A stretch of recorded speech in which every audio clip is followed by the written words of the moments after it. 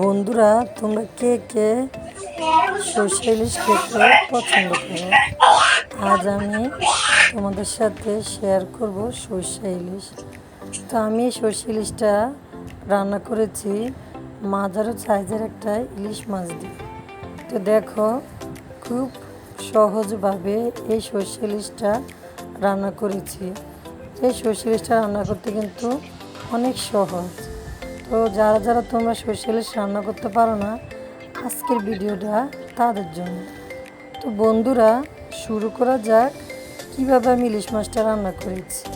তো দেখো বন্ধুরা, প্রথমে আমি নিয়ে নিয়েছি একটা ইলিশ মাছ। এটা মাঝারি সাইজের একটা ইলিশ মাছ নিয়েছি। তোমরা ইচ্ছা করলে বড় নিতে পারো, তার থেকেও ছোট নিতে পারো।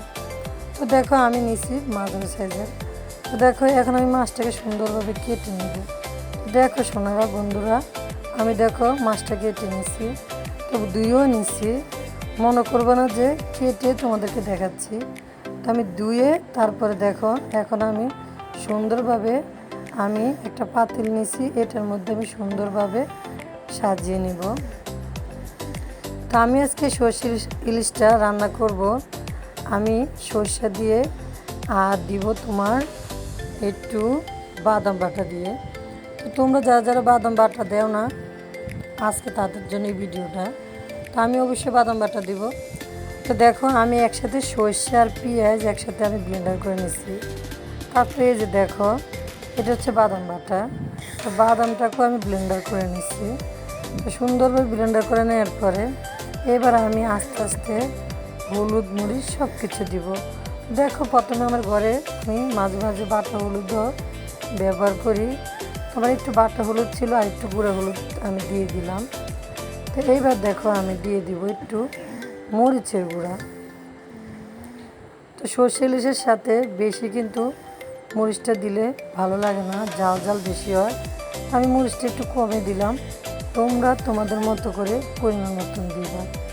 তারপর বন্ধুরা, আমি দিয়ে দিচ্ছি দেখো স্বাদ মতো লবণ। স্বাদ মতো লবণ দিয়ে দিলাম। আমি কিন্তু পেঁয়াজ বাটাটা দিছি, আমি কিন্তু আর কাটা পেঁয়াজ কিন্তু দিব না বন্ধুরা। তো এবার কিন্তু দেখো, আমি তেল দিয়ে দিচ্ছি। তেল দিয়ে একসাথে মাখিয়ে নেব। তোমরা ইচ্ছা করলে সর্ষে ইলিশটা রান্না করলে অবশ্যই সরষের তেল দিতে পারো। তো আমার আজকে সরষের তেল ঘরে ছিল না, তাই আমি সয়াবিন তেল দিয়ে দিলাম। তো বন্ধুরা, এবার আমি সুন্দরভাবে মাখিয়ে নেব। সুন্দরভাবে মাখিয়ে নিতে হবে, না হলে কিন্তু সর্ষে ইলিশটা একদম মজা লাগবে না। তো দেখো, আমি কিন্তু সুন্দরভাবে সর্ষে ইলিশটা মাখিয়ে নিচ্ছি। তো সবগুলো মশলা যদি সুন্দর মতো দেওয়া হয়, তাহলে কিন্তু মাছটা খেতে অসাধারণ লাগবে।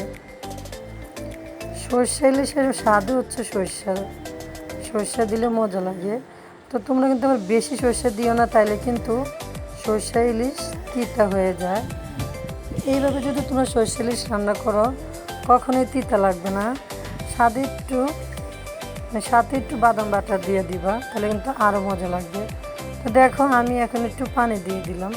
আমি যে পানিটা দিলাম, আমি কিন্তু আর পানি দিব না, বাস অল্প একটু পানি দিয়ে দিলাম। তো এবার আমি দেখো চুলায় চলে গেলাম। দেখো, আমি চুলাটা অন করে দিলাম বন্ধুরা। তো এবার আমি সুন্দরভাবে ঢাকনা দিয়ে দিব। সর্ষে ইলিশ রান্না করতে কিন্তু বেশিক্ষণ সময় লাগে না। তো দেখো, আমি ঢাকনা দিয়ে দিলাম। 10 মিনিট পর আমি ফিরে আসলাম। দেখো, 10 মিনিট পর ফিরে আসলাম।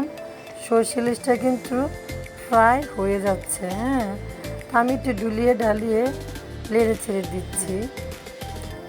তো বন্ধুরা, তোমাদের কাছে আমার এই ভিডিওটা কেমন লাগলো? যদি ভিডিওটা ভালো লাগে, অবশ্যই বন্ধুরা তোমরা লাইক সাবস্ক্রাইব করতে ভুলো না। আর বন্ধুরা, অবশ্যই বেশি বেশি করে ভিডিওটা শেয়ার করে দিবা। আর অবশ্যই বন্ধুরা, আমার এই ভিডিওটা কেমন লেগেছে অবশ্যই আমাকে কমেন্ট বক্সে কমেন্ট করে জানাবা, আমি অবশ্যই উত্তর দিব। তো বন্ধুরা, তোমরা ভালো থেকো, সুস্থ থেকো। নেক্সট টাইমে আবারও নতুন নতুন ভিডিও নিয়ে হাজির হব। আজকের মতো এই পর্যন্ত। আল্লাহ হাফেজ।